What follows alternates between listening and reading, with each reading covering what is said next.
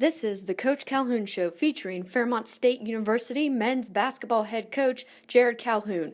The show is presented by Little General and Valley Distributing. All right, Coach. Well, once again, thanks so much for sitting down and taking the time for us. That streak keeps continuing. You know, you had a road trip to Ohio here this past week.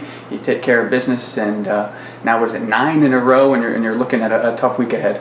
Yeah, you know, Joe, it was a great road trip. Anytime you can come off a road trip and get 2 wins, you got to be pleased with it. You know, we were playing without one of our better players, Caleb Davis. Right. So we talked about that before we left. As a group, we needed some certain guys to step up. Not necessarily scoring the ball, but Caleb brings a lot of intangibles. He's probably our best defender, probably our second best rebounder. So, you know, losing him for those 2 games really hurt us, but I was very happy the way the guys responded. We'll take it game by game. First, last Thursday, a trip to Urbana for that rematch. And Jamel really stole the show, didn't he? 30 points really led you guys to a victory there. Yeah, I thought Urbana played a great game. You know, they played without their point guard, Clark. I thought they moved the ball better. I thought they had great ball movement, great game plan. They ran a lot of clock. Did a tremendous job in that first half, but in the end, in the final 5-6 minutes, I think our guys really came together. Jamel was crucial down the stretch, making big shots off the bounce, a lot of catch and shoot shots.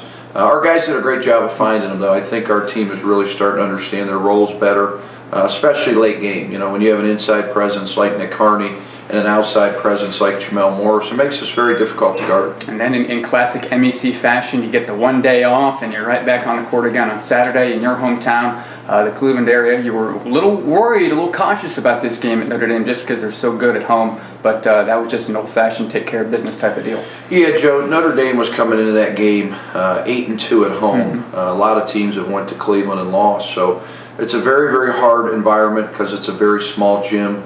They had great student support. I thought their crowd was tremendous. You know, we have a lot of Cleveland guys on our roster, 4 guys going back home. So anytime you walk into those circumstances, I think as a coach you're a little bit, a little bit hesitant and a little bit nervous. But our guys did a tremendous job down the stretch again. Do you have many people in maroon-clad attire there up in Cleveland supporting you guys? Well, I think Thomas Winbush set the record for fans during the starting lineups. It seemed about 50 to 60 people were out there to support Thomas. I think Nick Harney was runner-up in that department. Okay. Great support for those 2 guys. So I was happy that both those guys played very well back home. So now we'll take some attention to this week, and this is a pretty vital week for you guys. If you take a look at what's upcoming for your slate, a home game against Wheeling Jesuit, it just seems like they're a team that nobody wants to play.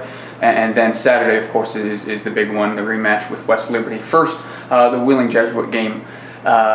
Fritz is really playing well, and they're a team that's still hovering around the middle of the pack in terms of the conference, but there just seems like they're a team that just is really frustrating to play. Well, Joe, Danny does a tremendous job. Their head coach seems to me the last 3 years, he's one of these coaches in our league that gets his teams better throughout the course of the year. They've gotten better. All 3 years I've been here, I think they got a little swagger. They're making shots. Obviously, Justin Fritz has really elevated his game. I think their record is a little bit misleading. I think he didn't play up to his potential because I think he was hurt. You know, when he's healthy, they're as good as any team in this league. They're a great passing team, great 3-point shooting team. So they're a very, very good basketball team.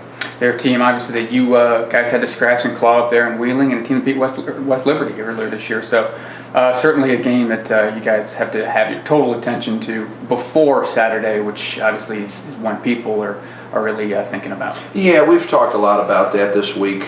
We've got to have 2 great days of preparation. Went very, very light yesterday, Monday, and you know, you got to come out Tuesday and Wednesday with a great game plan and focus and understand what we're trying to do to win the game. You can't get ahead of yourself. We haven't won anything. We haven't punched our ticket for the NCAA tournament. So I think our guys are still very hungry. I think they understand there's a lot of games to be played in this conference, and every game's been a battle. I think that's the one thing our guys understand is there's no easy games, and this is definitely the hardest week on our schedule. Yeah. Want to get just briefly into the Hilltoppers matchup. I don't want to look too far ahead, clearly, just because because Wheeling Jesuit is such a formidable opponent. But the rematch of a big victory here in Fairmont when they're number 1 in the country. They're a different animal, it seems like, at home too. I know Cedar Bonifant, your leading scorer in the nation, and really, what's the game plan this time around now that you're away from home to stop Well, that? honestly, Joe, we haven't really looked a whole lot at West Liberty because we have such a hard game in Wheeling Jesuit. But, I think the same game plan will go into play. You've got to win that rebound battle. Everybody talks about their scoring and their pressing you, and they're tremendous at those things. But when we play them, we have to rebound the ball. We have to limit them to one shot. Obviously, Seeger's a big part of our game plan. We've got to do a great job on him. I think Devin Hone's going to be a big factor in this one. He didn't play the first time that we played him, so I think they're a little bit better. They went through a tough 2-game stretch there, losing to us and Wheeling at home. Their only home loss of the year, but they're back to form. They're back to playing great, shooting the ball great. So it's going to be a big challenge to go on the road and get a big win. Coach, you said after Saturday's game at Notre Dame that your team has grown up. What did you mean by that? Well, the Notre Dame coach is a good friend of mine. He called me after the game and he said, your kids really understand their roles. And I think that's part of growing up, is guys understanding what we have to do to win basketball games. And sometimes they may not like that role. Sometimes they may want to have a different role. But I think this group has really grown up in that regard, as they understand what we need to do to win, and they're all about winning. So it makes it really, really fun to coach, really fun to prepare. Down the stretch here with 5 to go. The beat goes on for Nick Harney, back-to-back MAC Player of the Week. First time anyone has done that this season.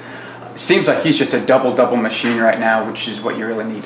Yeah, Nick's dialed in. Nick understands there's 5 games to go. I think first and foremost, he wants to try to win a conference championship. And then I also think he wants to play in the NCAA tournament, as all the other 2 seniors do and the rest of our players in our program. But he's developed to our go-to guy, and I think once your other players understand that and they play off of that, it's a good thing to see, and that's what you talk about, building roles. And his role is very, very big for us. He understands that now and has just really done a tremendous job here the last 2 weeks. Coach, get you out of here on this. How important is it to you and to your team and to this university that you do see a good support system here on Thursday? Well, Joe, I think the exciting thing about this team is there's still room to grow. It's a tremendous streak, 9 in a row, 12 out of 13. We don't really talk about that. What we talk about is bringing a league championship back to Fairmont. We haven't won a league championship in 19 years, and that's something that goes through everybody's mind, and our program is thinking about and taking the next step. This week we can take the next step in a storied program and really bring that tradition back here to Fairmont. All right, Coach. Thank you, sir. Thanks, Joe. Tune in to timeswv.com on your computer or mobile device every Thursday at 7 p.m. for a new episode of the Coach Calhoun Show, presented by Little General and Valley Distributing.